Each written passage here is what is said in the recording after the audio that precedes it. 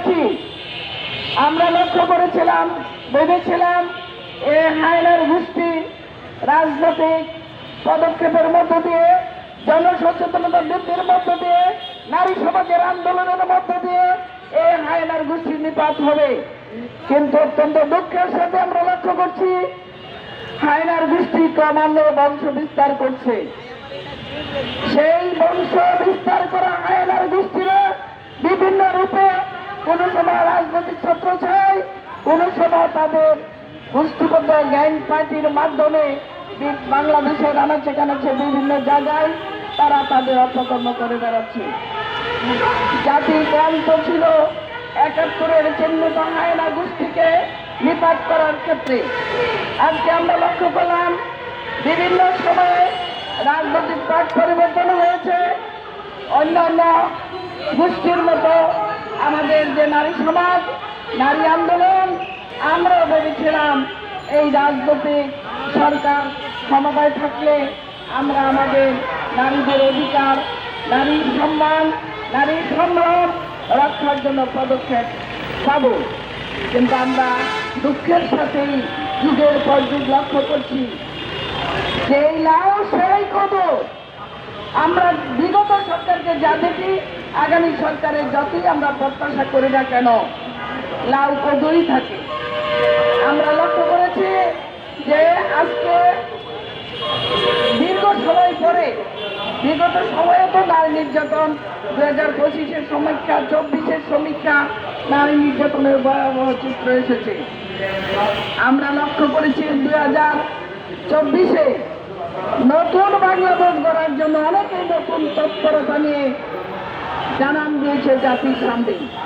নারী সমাজ কিন্তু বুক বোধে আশায় লক্ষ্য করছিল এবার হয়তো দেশটার সমাজটার নারী সমাজের কিছু একটা পরিবর্তন হবে। কিন্তু আগের যে উদাহরণ দিলাম সেক্ষেত্রে আমরা একই লাউ একই কদু দেখলাম।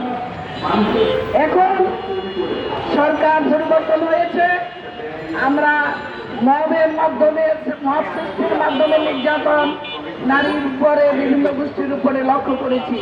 কিন্তু নারী সমাজ, নারী আন্দোলন, বাংলাদেশ মহিলা পরিষদ সহ সকল নারী আন্দোলনের সংগঠনগুলো আমরা ভেবেছিলাম এই সরকার, অন্তর্বর্তীকালীন যে সরকার, মুসলিম সরকার, সেই সরকার পরিবর্তন করে গণতান্ত্রিক নির্বাচিত সরকার আসলে হয়তো পরিবর্তন হবে। এই নির্বাচনের পূর্বে যে সকল গুটি কয়েক রাজনৈতিক দল নির্বাচনে অংশগ্রহণ করেছে, সেই নির্বাচনে কম বেশি প্রত্যেকেই ওয়াদা করে এসেছে অর্ধেক নারী গোষ্ঠীকে বাদ দিয়ে তারা নির্বাচনী ইশতেহারে কথা বলে নাই। তারা রাষ্ট্র গঠনের জন্য নতুন মেকানিজম করবে, স্বস্তির রাষ্ট্র প্রতিষ্ঠিত করবে, গণতান্ত্রিক রাষ্ট্র প্রতিষ্ঠা করবে, নারী পুরুষের সমতা বিন্যাস করবে, এই সুন্দর চমকপ্রদ কথা দিয়ে তারা ক্ষমতায় এসেছেন। আমি আজকে এই দেশের খুন, ধর্ষণ, অপহরণ, এইসব কর্ম যেগুলো চলমান, আমাদের নেতৃবৃন্দ বলেছেন, সকলটা ঘটনার সাথে একমত প্রকাশ করে শুধু বলতে চাই যে আপনারা যারা সাংবাদিক বৃন্দ এখানে এসেছেন, আমি একটা কথা বলতে চাই, শুধুই কি রিপোর্ট করা আপনাদের দায়িত্ব? একজন শিক্ষকের কি শুধু দায়িত্ব ছাত্র পড়ানো? একজন ডাক্তারের কি শুধু দায়িত্ব তার চিকিৎসা সেবা দেওয়া? উনি কি নাগরিক নয়? উনি কি শিক্ষক কি নাগরিক নয়? ডাক্তার নাগরিক নয়? আপনারা যারা সাংবাদিক বৃন্দ আছেন, আপনারা কি দেশের নাগরিক নয়? না হতে পারে, আপনার রাজনৈতিক তৎপরতা না থাকতে পারে। কেউ সাংবাদিক ভাইরা, আপনারা, আমরা এই নারী সমাজের এই আন্দোলনের মধ্য দিয়ে আজকে বলতে চাই, আপনাদের কাছে জোর আহ্বান রাখতে চাই, আপনারা কেবল রিপোর্ট করার ক্যামেরাম্যান হয়ে না, আপনারা হাতে ক্ষমতা আছে।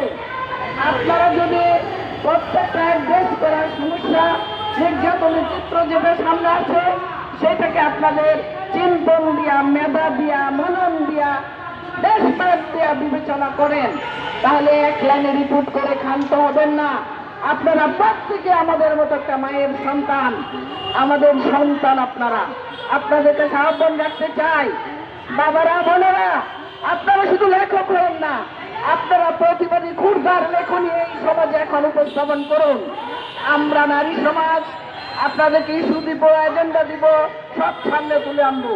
সেইটাকে বিস্তৃত করে আপনারা নাগরিক দায়িত্ব পালন করেন।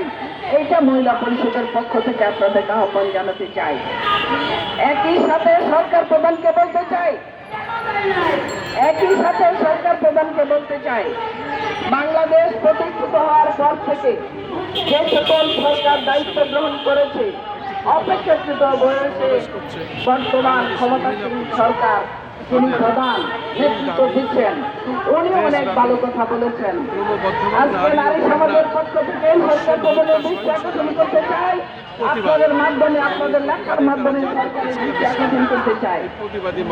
যদি দেশকে নিয়ে রাষ্ট্র প্রতিষ্ঠিত করতে চান, যদি দেশে শান্তি প্রতিষ্ঠিত করতে চান, সম্প্রীতির বাংলাদেশ গঠন করতে চান, ক্ষুধা দারিদ্র্যমুক্ত বাংলাদেশ গঠন করতে চান, তাহলে যে সমস্ত সরকারের মাধ্যমে 24-এর আন্দোলনের ফলে যেখানে যতটুকু প্রতি মেল ইন্ডাস্ট্রি হয়েছে, লক্ষ লক্ষ নারী কাজ করে খাচ্ছে, সেই মেল ইন্ডাস্ট্রি খুলে দেন। দেখবেন নারীরা আপনার সরকার প্রধান হিসেবে যেটুকু দায়িত্ব পালন করবেন রাষ্ট্র গঠনের জন্য, আমার কর্মমুখী যে নারী কর্মবিমুখ হয়েছে তারাই দেশ গঠনের কাজ সম্পন্ন হবে।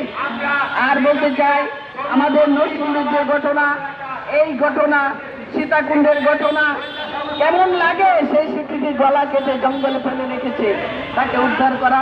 নরসিংদীর যে ঘটনা, দর্শনের পরে হত্যা, এরকম আরো অজস্র ঘটনা আপনাদের সামনে এসেছে। সকল ঘটনার সুষ্ঠু তদন্ত আমরা দাবি করি, দ্রুত বিচার আইনে তাদের বিচার নিষ্পত্তি দাবি করি। এই দাবির বাস্তবায়নের জন্য বায়ু বন্ধুরা আপনারা যারা আছেন, আপনাদের দিকে আমি আহ্বান দিলাম, আপনারা একটু সচেতন হয়ে সচেতন নাগরিক দায়িত্ব পালন করে আপনাদের সাংবাদিকতার পেশাটাকে উজ্জীবিত করুন। তাহলে আমাদের নারী পুরুষের সমতাপূর্ণ, নির্যাতন মুক্ত, দর্শন মুক্ত, খুন অপহরণ মুক্ত শান্তির বাংলাদেশ প্রতিষ্ঠা করতে পারবো। আসুন ইঞ্চি ইঞ্চি করে যার যতটুকু ভূমিকা রাখা যায় সেই ভূমিকাটুকু আমরা রাখি এবং সরকারকেও সহযোগিতা করি সুন্দর রাষ্ট্র গঠনের জন্য। আমি নির্যাতন মুক্ত রাষ্ট্র গঠনের স্বপ্ন দেখে এখানে আমার বক্তব্য শেষ করছি। ধন্যবাদ।